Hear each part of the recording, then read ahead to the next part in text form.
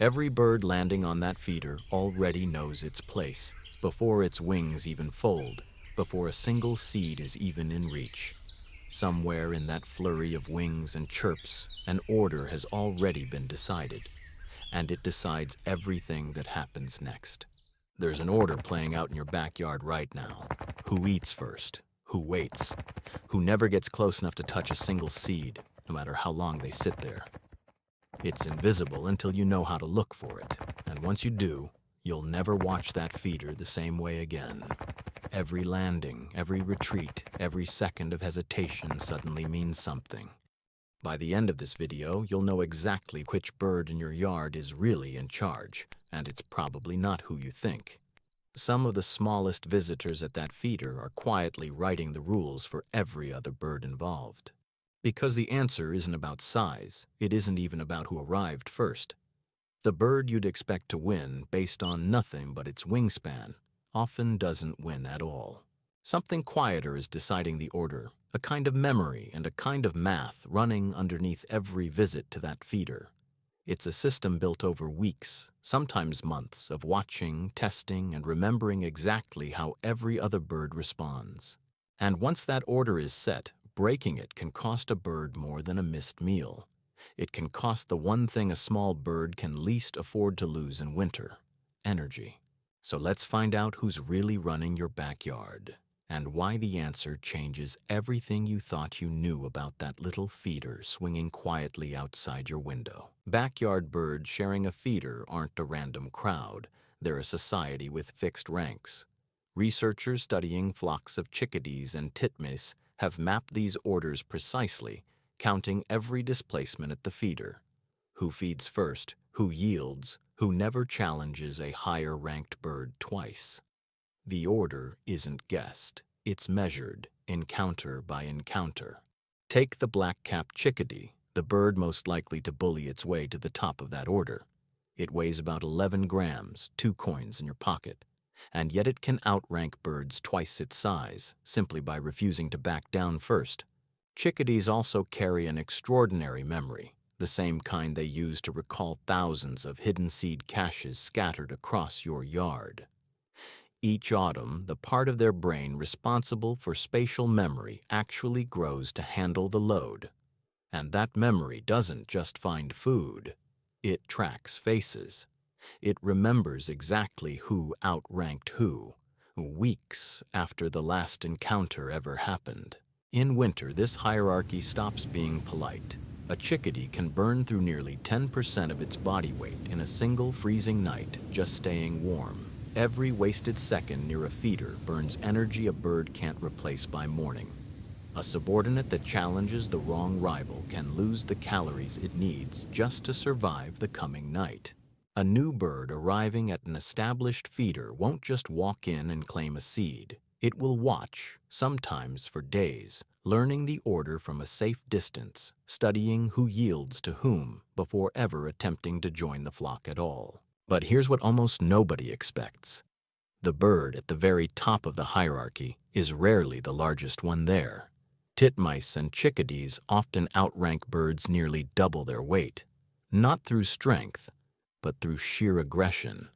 A fast lunge, a raised wing, a threat display held just half a second longer than the other bird is willing to match.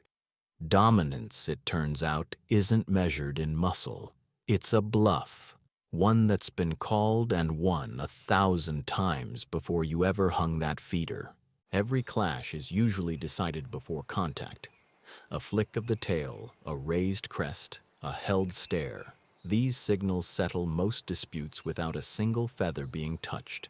Because actual fighting costs both birds energy, neither one can afford to lose in the middle of winter. Once a pecking order forms, it tends to hold. Many winter flocks are even anchored by a single mated pair sitting at the very top, with every other bird ranked in a stable line beneath them.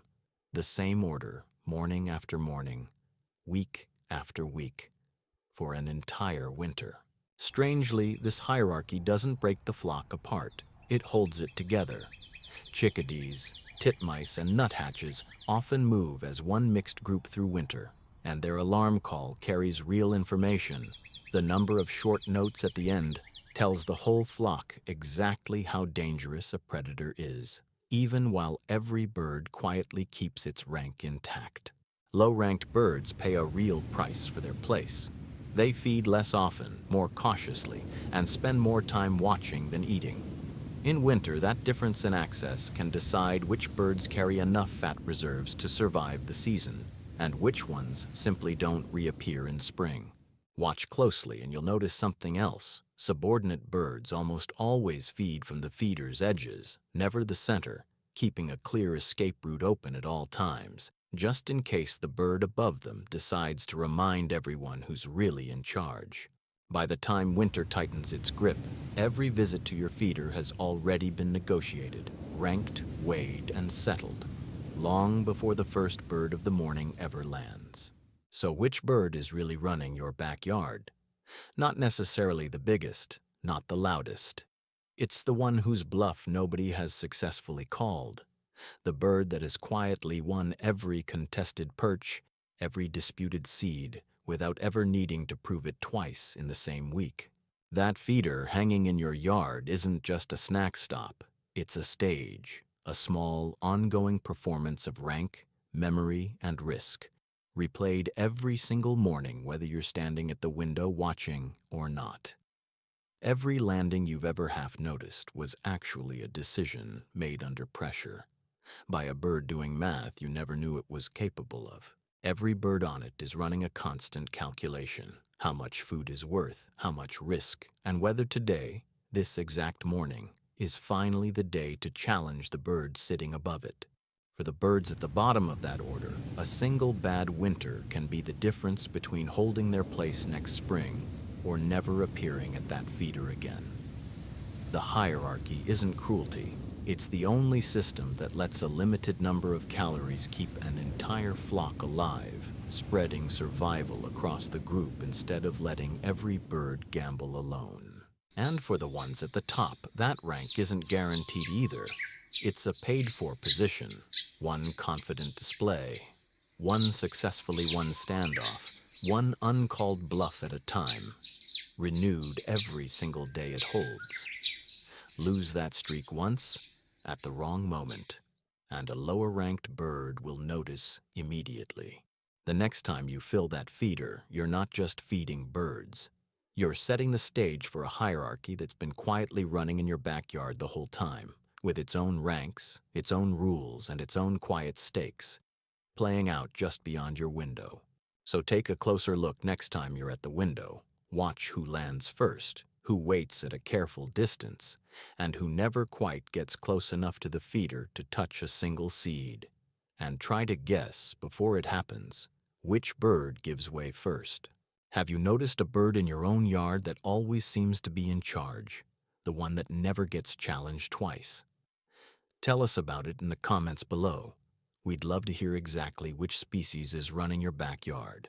And if your backyard has more secrets like this one, there's a whole hidden world still waiting right outside your door, quietly running its own rules, its own rankings, and its own quiet dramas, whether you're watching or not.